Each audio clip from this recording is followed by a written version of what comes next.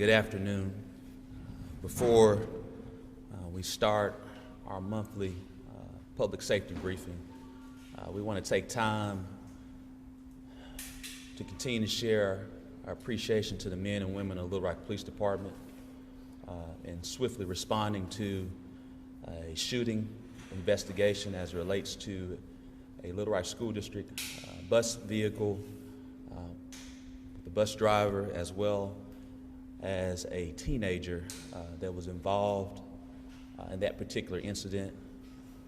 We are grateful and praising God that all are safe, that this was an isolated incident that Chief Bewley will share more updates about, but also want to take time to share our appreciation to the bus driver who had keen situational awareness to transition from where they were on Asher and I believe Brown Street and went directly to a safer location. And again, so I want to take this time to share our appreciation to the men and women of Little Rock Police Department swiftly responding, as well as to the bus driver and the situational awareness shared to protect the safety of not only themselves, but as well as the student. As we all know, I just again want to take this time to share our appreciation as we continue our monthly public safety briefing. I'm joined this afternoon with Assistant Chief Bewley, Assistant Chief Helton, and Major Ellison, who are all here with us today to provide our updates. As we all know, we continue to work collaboratively and cooperatively not only with our state and our federal partners to reduce crime in Little Rock and to invest in prevention, intervention, and treatment programming. As crime has increased in Little Rock and across the country, we have focused on a comprehensive and collaborative approach to public safety. We know crime reduction requires a strategy of both short-term and long-term solutions. In the short term, our police department has invested in equipment, training, and staffing. We've directed police resources to the areas of our city that need it most. And our long-term solutions, we continue to focus on prevention, intervention, treatment, programming as it relates to community violence and youth and young adults. We are finding the solutions and funding the solutions and are seeing the results. We continue to be pleased in the great work of the men and women of the Little Rock Police Department as we have continued to see a downward trend in violent crime. Since we began our public safety news conferences, we've shown this graph that will be shared shortly to demonstrate how our increased overall crime rate has been trending downward since early this year. Again, I want to take our time to thank the hardworking men and women of the Little Rock Police Department as they continue to see this narrowed approach and seeing this crime going down from 2021 compared to 2022. And this past week, for the first time in 2022, we've experienced a decrease in crime compared to last year. Our most recent numbers show overall crime is down 1% compared to a year ago. More significantly, in May, violent crime decreased by 13.2% compared to May 2021. With this substantial drop in violent crime last month, we become one of very few cities in the country to be able to say that our crime rate is going down compared to last year. Again, that's a credit to the men and women of Little Rock Police Department. However, we know this is a statistic, and we will not rest. There's always more work to do, and we're grateful for the men and women of Little Rock Police Department, but we will not let up until it completely stays down consistently. I've called on our assistant chiefs to continue to make sure that happens, and they are working around the clock along with our officers to ensure that's happening. We're so grateful for them. We face the challenge of an active summer ahead. I think we all know that traditionally and historically, no matter where you live in this city, no matter whether you live in the United States, summertime generally heats up. We are aware of that, and we are continuing to put forth both the short-term and the long-term impact to ensure that crime stays down even in the summertime. For instance, last night, the City Board of Directors have approved some new measures to continue to ensure that we're staying ahead of the game. We're grateful that the Little Rock City Board of Directors approved the first phase of a $1.5 million real-time crime center We're excited about that. We've had the opportunity to tour other cities, whether it's New Orleans, the city of Memphis, St. Louis, and to bring this back to the city of Little Rock to have a state-of-the-art real-time crime center that will be located at the new Little Rock Police Department headquarters right down the street. With this in place, I love to share that this is additional eyes on the street to help us to be smarter on crime and be more responsive to crime and with immediate action. We've already seen great aspects of how intel can be very helpful in solving crime and preventing crime. With this center in place, we'll be able to collect intelligence more easily and respond more quickly to public safety threats. The Real-Time Crime Center is helping us to build a safer city, and we expect to have it up and running pretty soon. Somewhere between the next 30 to 45 days is what we're planning for. Also, in the next few weeks, the Little Rock Police Department will be launching a new app. Some of these capabilities of this app include establishing a direct connection between the Little Rock Police Department and our residents, allowing residents to see the last 12 hours of calls for service. We know that providing updated and timely public safety information is important, and this app will play a vital role to improve the communications between police and the public. This summer, we will continue to have meetings with our HOPE Council, as we understand that stands for Holistic Outreach Prevention in Every Neighborhood, which is charged with finding innovative and effective ways to keep our kids and young people safe. We're excited about our Parks Summer Initiative program for ages 6 to 15, along with our Summer Youth Employment Program, because it's our goal to ensure that our youth and our young adults have something to do in the summer. And we want to continue to instill hope with them and that they're not falling prey to a life of crime. Before I turn it over to Little Rock Police Department, I want to note that we all know we still have work to do. Today's shooting, as we have already shared, is an example of always having work to do. Again, we want to share our appreciation to the men and women of the Little Rock Police Department. We want to share appreciation to the bus driver who had situational awareness to protect the young teenager as well as themselves. And again, we're just grateful for that and grateful for our officers. I'll now turn it over to Assistant Chief Bewley.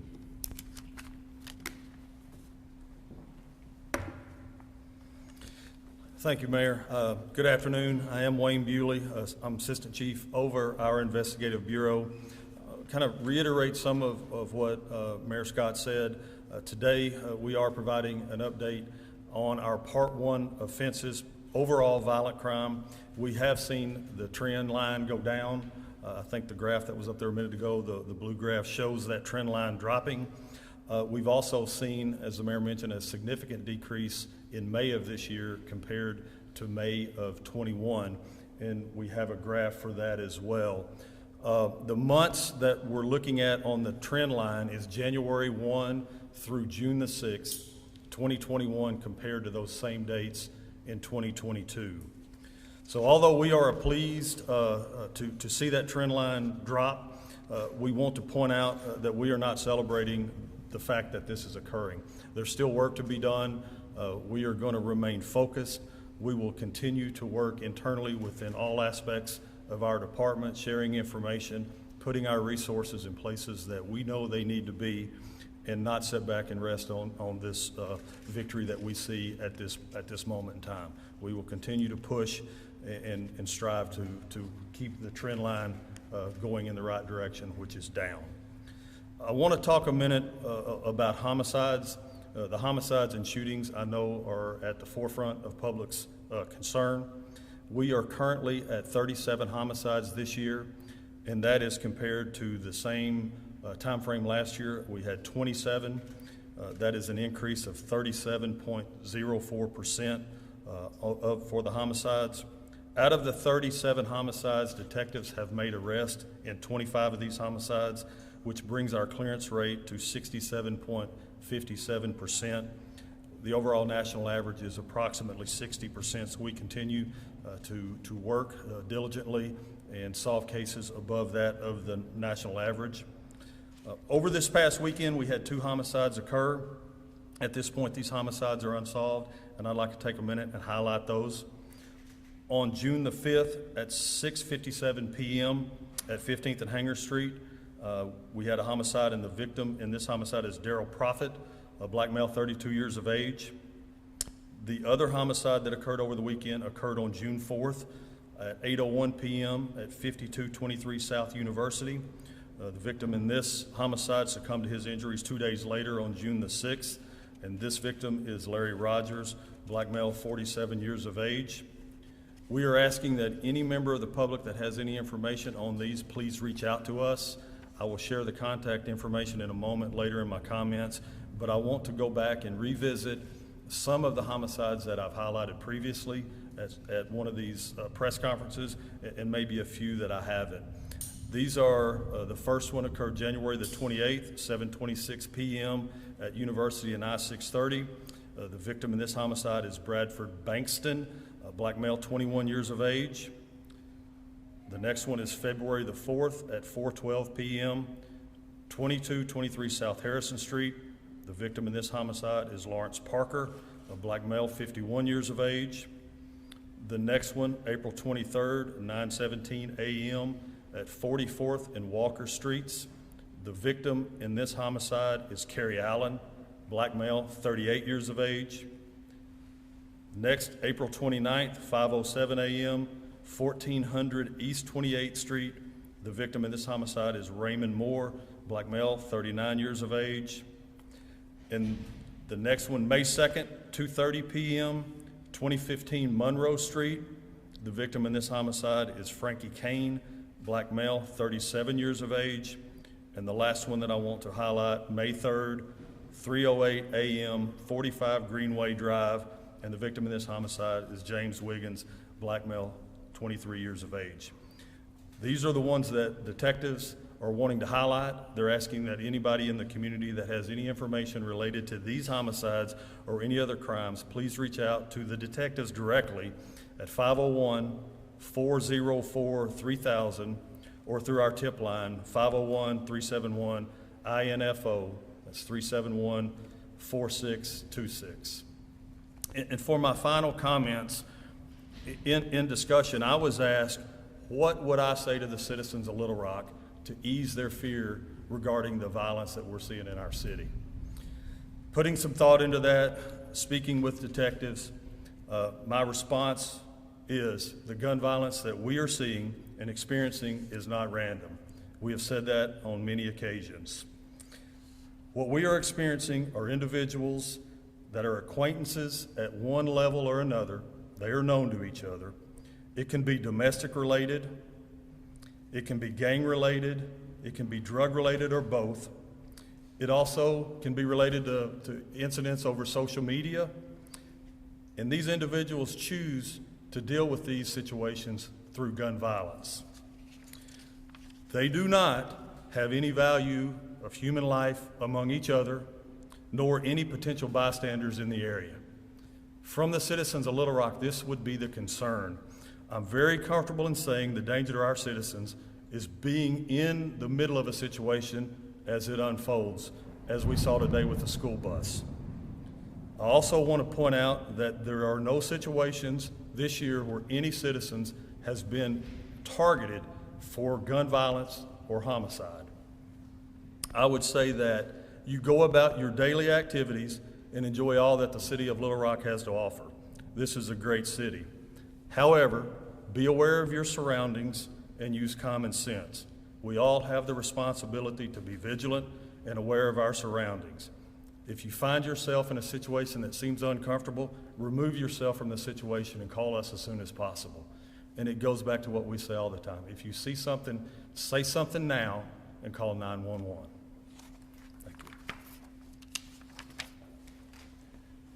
Thank you so much, Chief Bewley. As we all know, we're approaching not only the summer, but the holiday weekends. And we know there are a lot more activities here in the state's capital city on any type of weekend, but particularly holiday weekends, where there's an increased number of individuals. And so we wanted to share today with Major Ellison what we have in store as far as being proactive for both the Juneteenth holiday here in the city of Little Rock, as well as the 4th of July.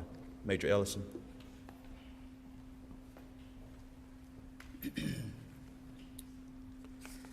Like the mayor stated, I'm Major Troy Ellison, the Division Commander over the Special Operations Division.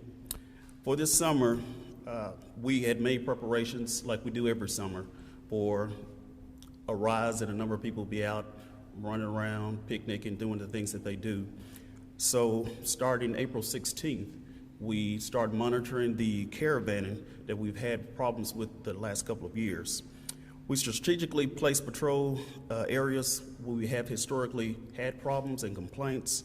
And we also periodically move to different areas based on calls that we receive or complaints that we see ourselves. The caravan and drag racing oftentimes is a ill effect of people just gathering in the parks. So we also included enforcing the park curfews and making sure those parks stay clear after hours or after the curfew hours. We'll be enforcing these curfews at approximately 58 different parks here in the city. So we do make a round every weekend and making sure that we have assigned patrol officers to check each individual park. We will be issuing warnings and also citations, and if applicable, tow vehicles in respect to enforcing the state laws and also the city ordinances. These ordinances include the vehicular trespassing, drag racing, and also, like I mentioned before, caravanning. Year to date, from 2021, we had 105 calls for caravanning complaints. This year, we've had approximately 130 calls. With that, we are encouraging the public to report these nuisances to 911, whether you're hearing or seeing this traffic in your neighborhood, while you're driving or commuting back and forth, or even businesses who see different type of vandalism due to doing traffic violations on their property. The officers will respond to every call and every complaint, and we will deal with it appropriately. Public safety is top priority for us. We've seen in the past in other departments, in other states, and other cities, this type of activity have led to injuries, it led to deaths, unfortunately, and that's one of the things that we're trying to make sure that we don't have happen here in the city of Little Rock. And with that said, we have to protect not only the bystanders, but also the participants of these illegal acts. So with that said, as far as the Juneteenth celebration next weekend, you should see a big increase in visible presence of patrol officers throughout the city, especially for the events that's going on with the parade, the 5K that are scheduled for the downtown area, and also a couple of other events that are planned.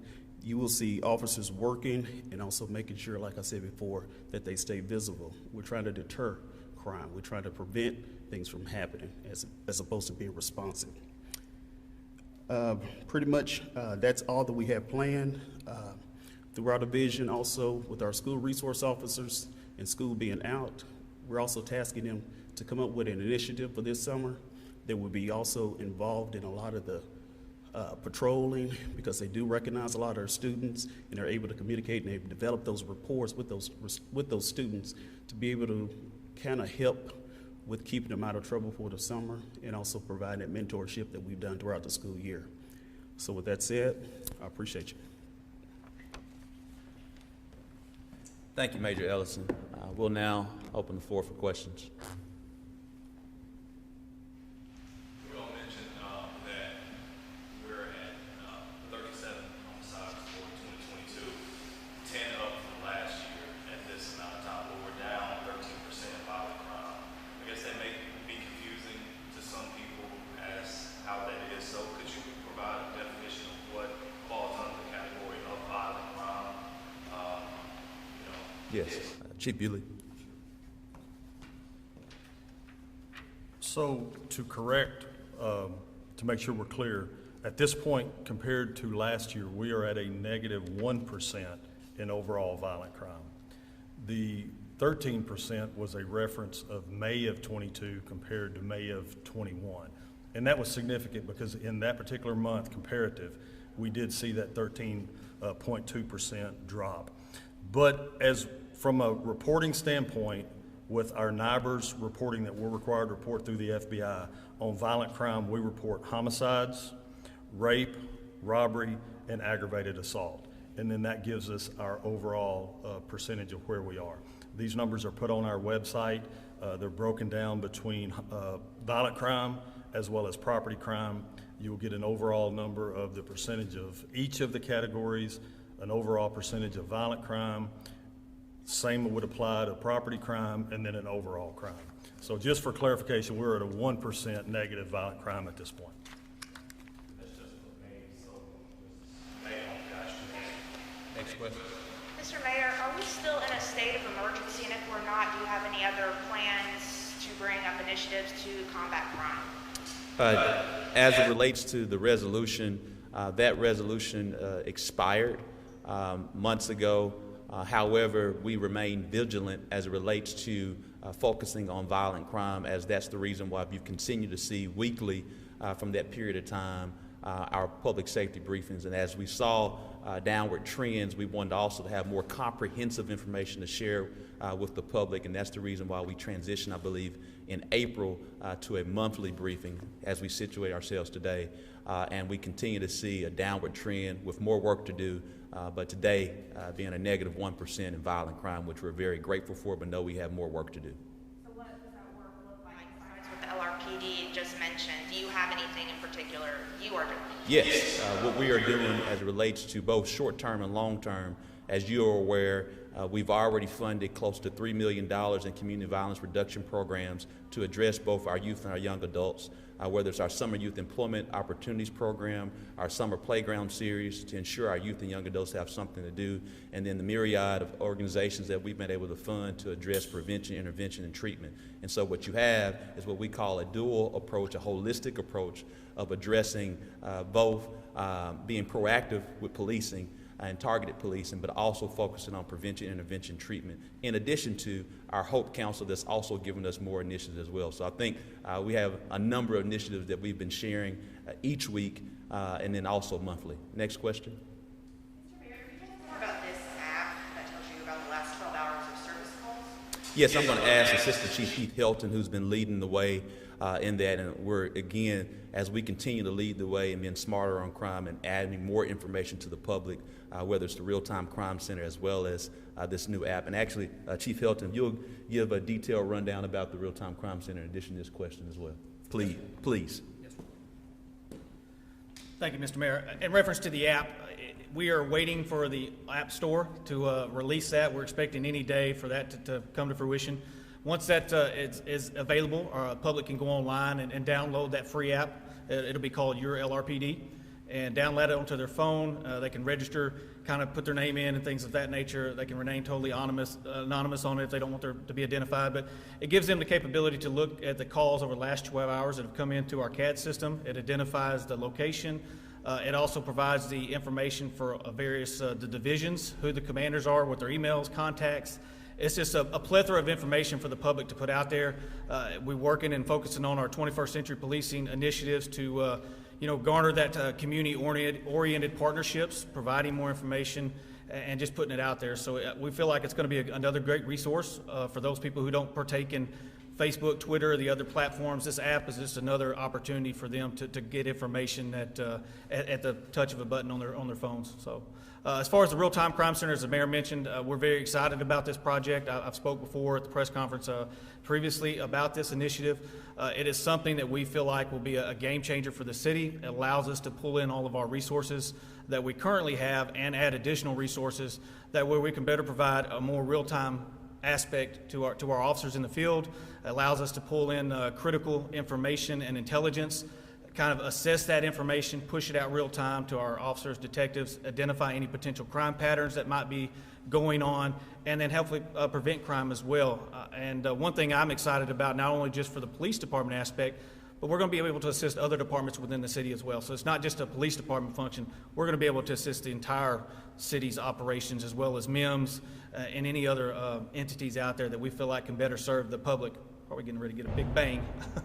So, but yeah, any other questions referring to Crime Center, feel free to contact us, let us know. We're in the early stages of kind of assessing that. Now that the funding has, the first phase has been approved, we will begin our operations and plugging in our resources, and then we will look at adding other technological aspects to get us up and running. So we're very excited. I do think this is going to be a very helpful thing for the city as far as addressing violent crime, but also addressing other issues as well to hopefully improve the quality of life of our citizens. So we're very excited about it. Thank you. We'll take maybe one last question. I want to make sure I heard you correctly.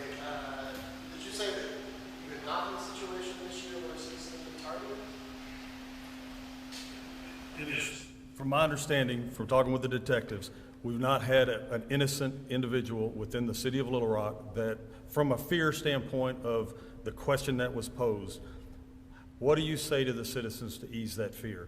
The homicides that we have had occur, we have had some innocent bystanders that were caught in the middle of a situation that occurred, but not someone that was just completely unrelated and unrelated or to the suspect. There's been concerns over transparency of the police department. Do you feel that LRPD has failed in that process recently, and will LRPD make any changes to deliver information to the public? Sure. I don't think there's any question that I agree with that 100%. Well, we need to do a better job, and we can do a better job. The Little Rock Police Department in the past has done a better job. I can remember back to times when the relationship between the department, the media, the department, and the public was in a better position. I can tell you that recently Mayor Scott selected Chief Young Haskins as the interim chief. Her, as well as myself and Chief Helton, we have sat down, we've discussed this. We all are on the exact same page of what I just said. We got to do a better job, and we're going to do a better job. We have come together and put protocols in place to be more consistent, more timely, and more importantly, in the situations that garner public's attention and concern, you'll see either us or someone from the Uniform Public Affairs Office on the scene giving a briefing. So to that question, yes, we need to do a better job, and we intend to. So what do those protocols look like besides going out to a scene and giving information? The protocols are going to be the timeliness and a consistent. So the media and the public should have an understanding and an expectation of what to expect from us. And I think you saw some of that play out today with the shooting with the school bus. This is something that we needed somebody on the scene.